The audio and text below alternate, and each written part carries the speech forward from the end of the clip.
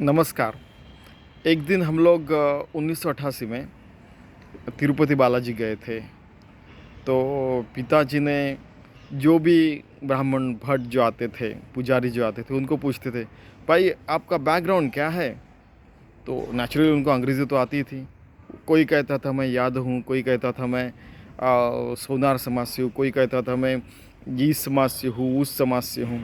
फिर आप यहाँ पे ये ब्राह्मण का प्रोफेशन कैसे कर रहे हैं, यानी कि पूजा कैसे कर रहे हैं? तो अरे यहाँ पे कोई किसी को रोक नहीं सकता, हमको बचपन से वो संस्कार है, इसलिए हम लोग इस प्रोफेशन में, ऐसे उन्होंने कहा। यही तो सनातन धर्म का की वैशिष्ट्यता है।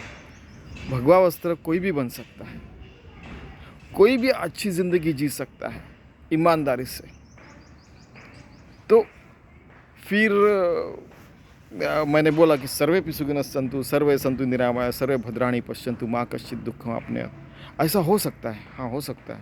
तो यानी फिर यहाँ पे कोई जाति पाति धर्म वगैरह कुछ नहीं रहता बोले। जिसको ये सारी पूजा विधि आती है, जो ये सारी चीज़ें सीखा है, बिल्कुल शास्त्रोक्त पद्धति से जो भी ये सारी चीज़ें कर सकता है, वो यहाँ पे रह सकता है, अपनी पूजा करवा सकता है, यानी करके ले सकता है अपने यजमान से।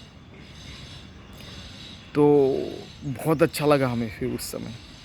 फिर धीरे धीरे 1992 में फिर वो मैंने आइडिया डेवलप की थी कि यार कहाँ पे भी जाएंगे, जैसे अभी उसको आजकल सस्टेनेबल डेवलपमेंट गोल्स कहते हैं, जो एजेंडा 21, वो कहीं भी मनुष्य जाएगा, या पृथ्वी पे, चांद पे, मंगल पे, उसके परे कोई भी डायमेंशन, इन्फिनाइट गैलेक्सी कहीं भी जाएगा, ऐसा जिसके दिमाग में स्वर्ग भरा हुआ है वो वहाँ पे जाके वो स्वर्ग ही निर्माण करेगा। हर जगह सबको सुखी रखेगा, हर किसी को सारे काम आएंगे, पूजा भी दे आएंगी। ये स्पेसशिप अगर जा रहा है तो स्पेसशिप को स्वच्छ रखना भी आएगा। अल्टीमेटली मैंने उनको बोला कि अपनी पृथ्वी माता भी तो स्पेसशिप है, ऐसे वो जा रही है संसार में, हर जगह घूम रही है, सूरज के अराउंड अगर वो घूम रही है तो वो तो स्पेसशिप ही हो गई कि ना। हाँ बोले बराबर है आपका।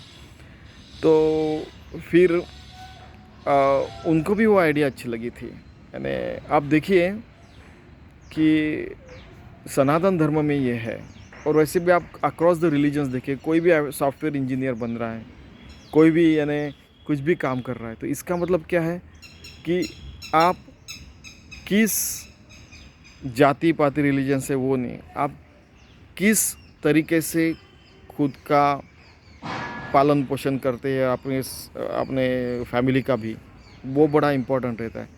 वैसे हर कोई आत्मज्ञान मिला सकता है, हर कोई उस स्थिति में योगी बन के, भक्त बन के, उस स्थिति में रह के, या तो ब्राह्मण का काम, या तो वैश्य का काम, या तो फिर क्षत्रिय का काम, या तो शूद्र जो सबकी सेवा है, इस प्रकार से आत्मज्ञान मिला सकता है। यहाँ ब्रह्मम जानाति स ब्राह्मण, जो ब्राह्मण है ब्रह्म को जानता है और उसी अवस्था में वो सारे काम कर रहा है, उसको ब्राह्मण कहते हैं। क्षत्रिय अपने अवगुण काट के फेंक के, यानी वो क्षत्रिय रहता है, आत्मज्ञान मिलाता है।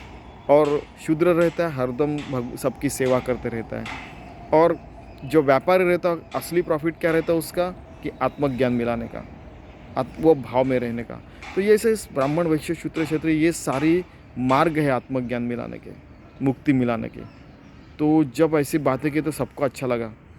तो किसी ने बोल दिया फिर, बहुत बड़ा बड़ा फिलोसोफर बन रहा है आपका लड़का कितने साल का है वगैरह वगैरह, बातें शुरू होगी। ठीक है, तो वो चलता है, लेकिन ये हो सकता है, बस इतना ही मेरा कहना है। तो चलो हम लोग स्वानंद बोध पाठन, राम राज्य, यूटोपिया, आनंदवन भुवन, सस्टेनेबल डेवलपमेंट गोल्स, पृथ्वी पर और जहाँ भी जाएंगे हमारे मानव लोग को, वहाँ पे हम लोग अचीव करने का प्रयास करते हैं। धन्यवाद।